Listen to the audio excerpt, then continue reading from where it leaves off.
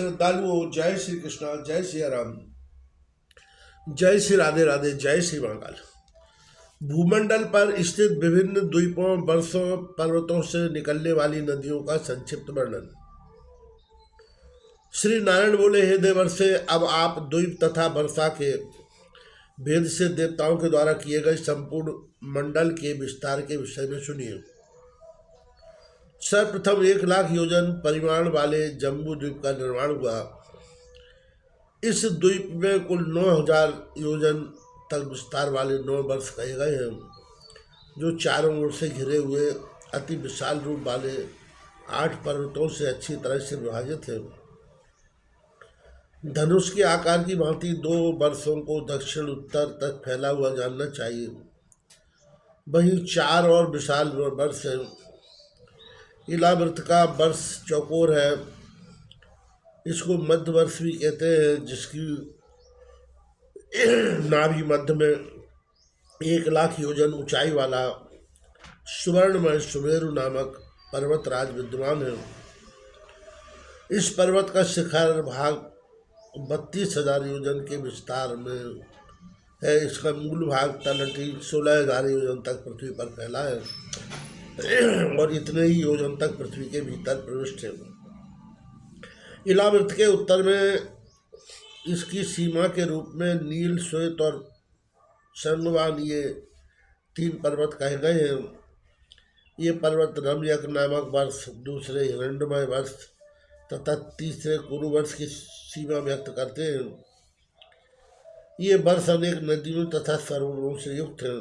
इलावृत्त के दक्षिण में निषद, हेमकूट और हिमालय नामक 3 पर्वत पूरब की ओर फैले हुए हैं। वे 10,000 योजन ऊंचाई वाले कहे जाते हैं। हरिवर्ष, किमपुरुष और भारतवर्ष, इन तीनों का विभागानुसार यथार्थ वर्णन किया गया है। इलावृत्त के पश्चिम में मालवान नामक पर्वत और पूर्व की ओर गंधमादन पर्वत स्थित है।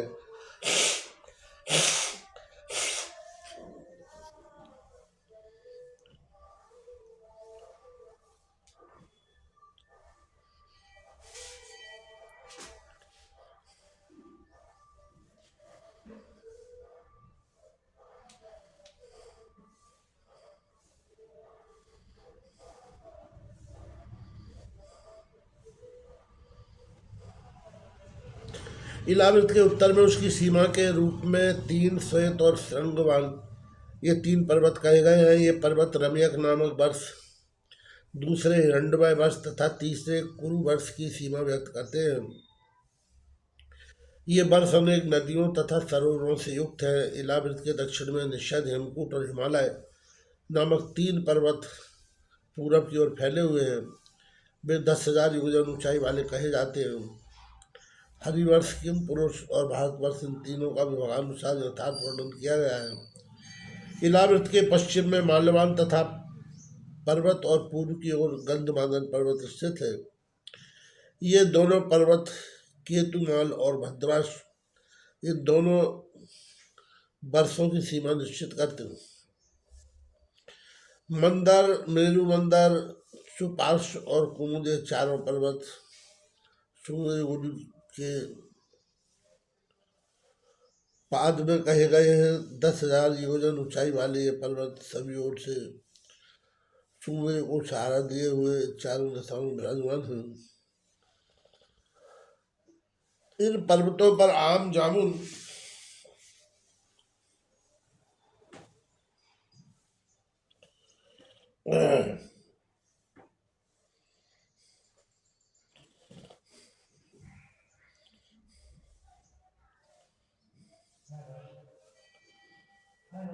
कदम्ब तथा बरगद के वृक्ष 1100 योजन ऊंचाई पर 100 योजन मोटाई वाले हैं। इन पर्वतों पर दूध, मधु, ईख के रस और सुस्वादु जल से परिपूर्ण 4 सरोवर हैं, जिनमें स्नान, आचमन आदि करने वाले देवता महाशक्तियों द्वारा प्राप्त होते हैं। वहाँ स्त्रियों को सुख प्रदान करने वाले नंदन, चैत्रथ वैभ्राज और सर्वभद्र नामक 4 देवोद्यान हैं। सुमेर के पूर्व में जठर एवं देवकूट 2 पर्वत हैं। पश्चिम में पवमान और परियात्र पर्वत है। दक्षिण में कैलाश और करवीर नामक 2 पर्वत हैं और उत्तर में त्रिशंक और मकर नामक 2 पर्वत स्थित हैं। सूर्य की भांति सदा प्रकाश करता हुआ यह सुवर्णमय सुमेरु पर्वतनी 8 पर्वत श्रेष्ठों से घिरा हुआ है। सुमेरु पर्वत के शिखर पर ठीक मध्य में पद्मयोनि ब्रह्मा जी की पुरी है। इस पुरी के चारों ओर 8 लोकपालों की पुरियां प्रसिद्ध हैं। इस प्रकार सुमेरु पर्वत पर ब्रह्मा तथा इंद्र अपनी अग्नि तथा लोकपालों के अनुसार मनुवती, अमरावती, तेजोवती, कृष्णांगना, श्रद्धावती, गंधवती, महोदया और यशोवती ये 9 पुरियां प्रतिष्ठित हैं।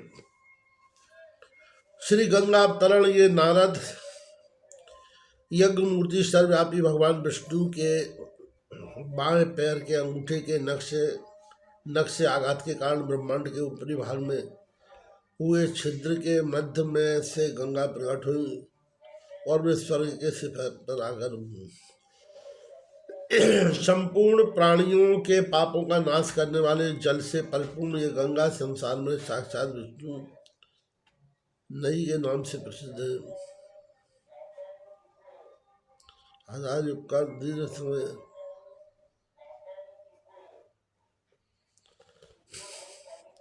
संपूर्ण प्राणियों के पापों का नाश करने वाले जल से परिपूर्ण यह गंगा सागर में साक्षात विष्णु नदी के नाम से प्रसिद्ध है। हजार युग का दीर्घ समय बीतने पर संपूर्ण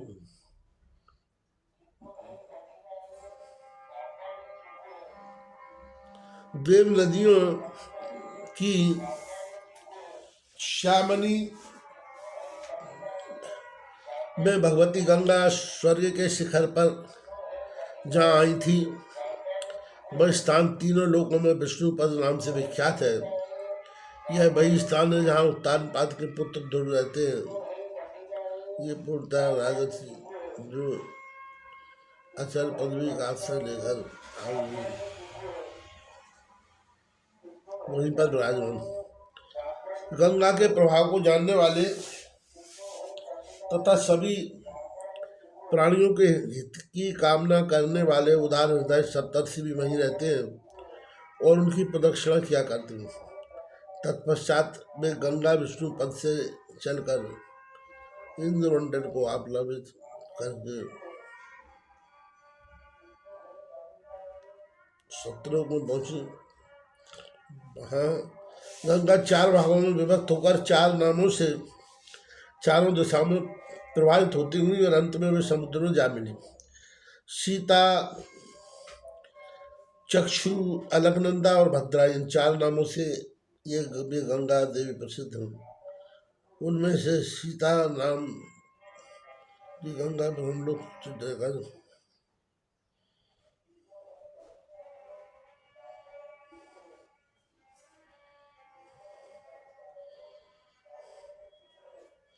इनमें से सीता नाम की गंगा ब्रह्मलोक से उतरकर केसर नामक पर्वत के शिखर से गिरती हुई गंधमादन के शिखर पर गिरी और वहां से भद्राश वर्ष के बीच से होती हुई पूर्व दिशा में देवताओं से पूजित वह नदी गंगा सरोदधी में जाकर मिल गई।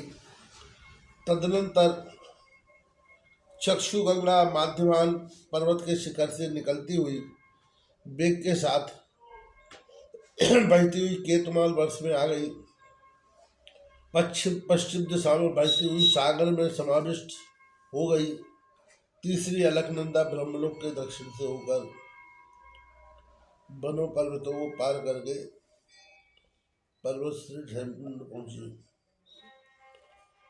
यहाँ से भी निकलकर वह तत्काल वेग के साथ बहती हुई भारतवर्ष में आ गई। और दक्षिण समुद्र में मिल गई। फिर भद्रा नामक चौथी गंगा संगवान से निकलती हुई तीनों लोगों पवित्र करने वाली वह गंगा इसी प्रदेश की सिंधु में समुद्र में उधर मिल गई। कर्म क्षेत्र भारतवर्ष 9 वर्षों में भारतवर्ष का कर्म क्षेत्र कहा गया है। अन्य 8 वर्ष पृथ्वी पर रहते हुए भी स्वर्ग भोग प्रदान करने वाले हैं। हे नारद, ये 8 वर्ष स्वर्ग में रहने वाले पुरुषों के शेष पुण्यों को भोगने के स्थान है। देवताओं के समान फलस्वरूप तथा वज्रतुल्य अंगों वाले उन पुरुषों की आदत 10,000 वर्ष होती है। 10,000 हाथियों के बल से संपन्न वे पुरुष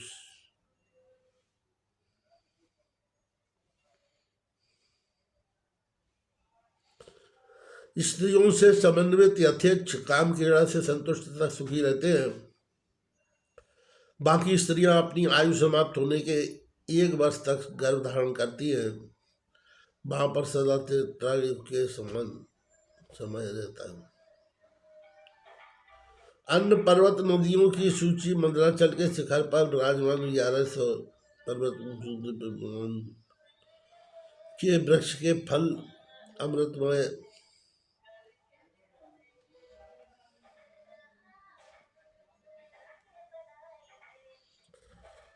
उस वृक्ष के ऊंचे सिरोभाग से गिरकर विदीर्ण हुए उन फलों के सुस्वादु एवं लार्ण वर्ण वाले रस से अरुबादा नामक नदी बन गई, जो बड़े बड़े देवताओं तथा दैत्यों द्वारा पूजी जाती है। उसी पर्वत पर पाप नाशिनी भगवती अरुणा प्रतिष्ठित है, जिसको लोग अनेक विधि उपहारों से पृथ्वी का भगवती का पूजन करते हैं। उनकी कृपा दृष्टि मात्र से वे कल्याण तथा आरोग्य प्राप्त कर लेते हैं। ये आध्या माया अतुला अनंत सच्ची ईश्वरदानी दुष्ट नाशकारी और कांतिदायिनी इन नामों से भूमंडल पर विख्यात देवियां हैं। इन्हीं की पूजा प्रमाण से जगदम्ब नद नामक स्वर्ण उत्पन्न हुआ है। हे नारद, भगवती की अनुचरी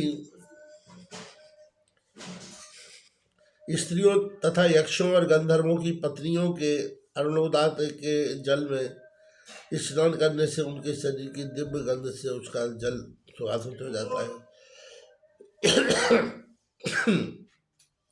उस सुगंध को लेकर बहता हुआ पावन चारों ओर की 10 योजन पर्यंत भूमि को संबंधित कर देता है।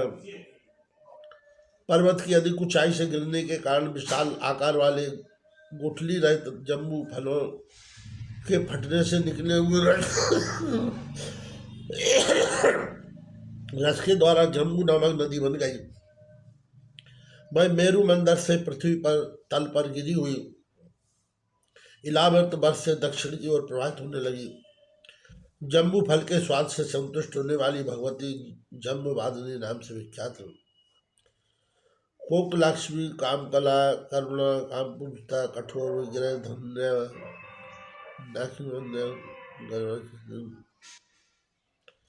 इन नामों का उच्चारण करके देवी की पूजा की जाती है।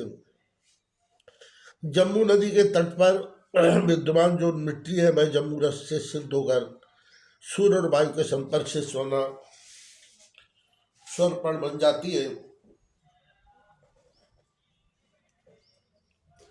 उसी से विद्या धर्म देवताओं की स्त्रियों के आभूषण बने हैं। अब वह जम्बू नद स्वर्ण देव निर्मित कहा गया।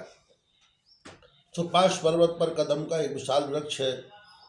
उसके कोटरों से 5 धाराएं निकली हैं जो इलावृत के पश्चिमी भागों में प्रवाहित होती हैं। कुमुद पर्वत के ऊपर सतवल नाम का वटवृक्ष है। उसकी शाखाओं से गिरते हुए रस से बहुत नद वे सभी दूध, दही, मांगरू, घी, गुड़, अन्न, वस्त्र, शैया, आसन, आभूषण आदि के द्वारा सबके मनोरथों को पूर्ण करने वाले हैं।